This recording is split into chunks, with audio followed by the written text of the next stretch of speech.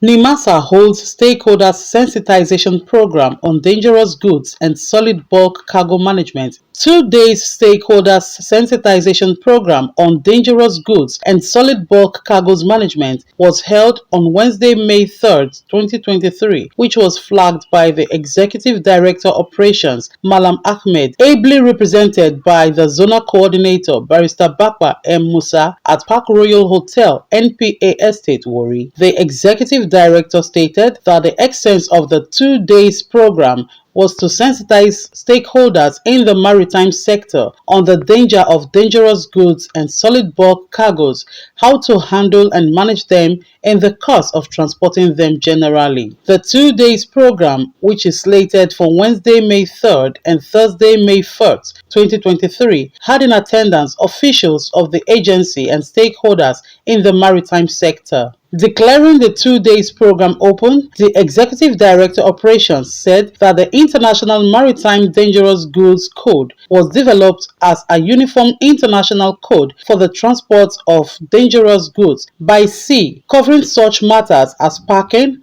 marking, labeling, and storage of dangerous goods, with particular reference to the segregation of incompatible substances. He added that dangerous goods are goods that are hazardous or harmful to human, maritime life, and other amenities within the marine environment. Malam Shehu emphasized that the dangerous goods could be bulk cargoes including commodities such as solid or liquid chemicals, gases, and products, and of the oil industries and waste. He further stressed that some of the objectives of the IMDG code are to enhance the safe carriage of dangerous goods, facilitate the free unrestricted transportation of dangerous goods in packaged form, prevent injury to persons, prevent damage to property, protect the marine environment from pollution, establish basic principles, detailed recommendations for individual substances, materials and articles, as well as a number of recommendations for good operational practice, including advice on terminology,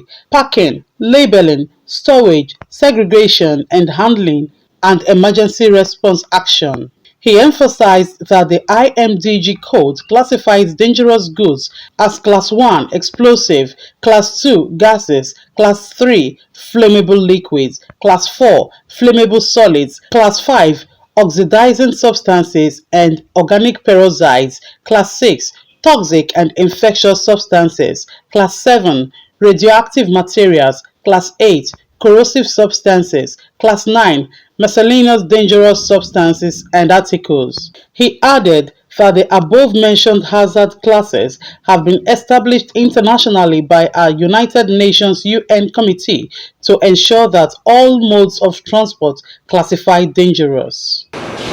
Dangerous goods are goods that are hazardous or harmful to man, marine life, and other amenities within the marine environment. There could be bulk cargo including commodities such as solid or liquid chemical, gases and products, and of oil industries and waste. Objective of this IMDG code is to enhance the safe carriage of dangerous goods.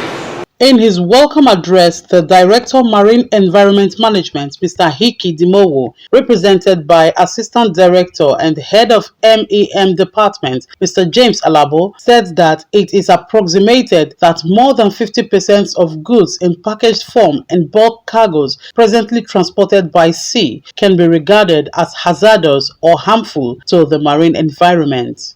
He maintained that handling dangerous goods is a serious business and everyone involved in its transportation must be aware of its carriage requirements in order to minimize maritime casualties, damages to properties, lives, and the environment. He disclosed that the international regulation for the transport of dangerous goods by sea was recognized by the 1929 International Conference on Safety of Life at Sea, adding that the classification of dangerous goods and certain general provisions concerning their transport in ships were adopted by the 1948 conference.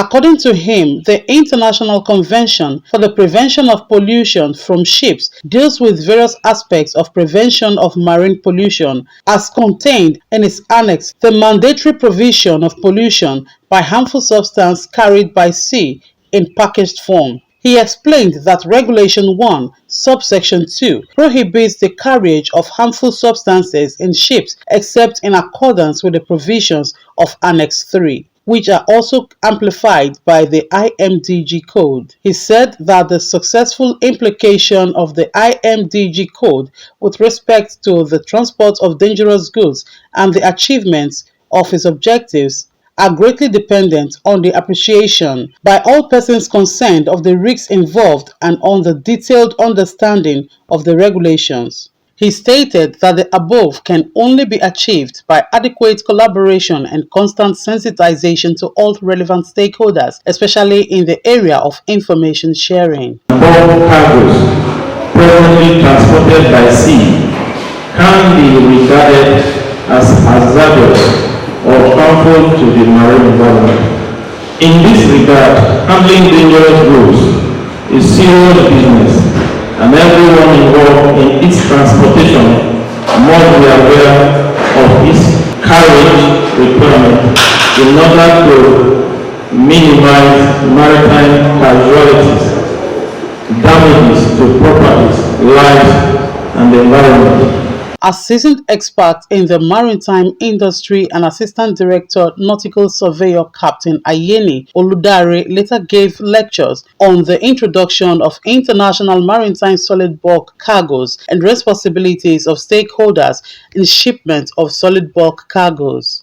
The Stakeholders Sensitization Program also featured questions and answers session where participants asked different questions with answers provided by the resource person. With this 2 days sensitization program organized by Nimasa to inform stakeholders that the meeting is oriented to ensure that Nigeria as a member state to the International Maritime Organization IMO successfully regulate the shipment of IMDG to achieve safety of lives, properties and preservation of our maritime ecosystem. The agency thus wished to regulate interface with relevant stakeholders to make this a reality.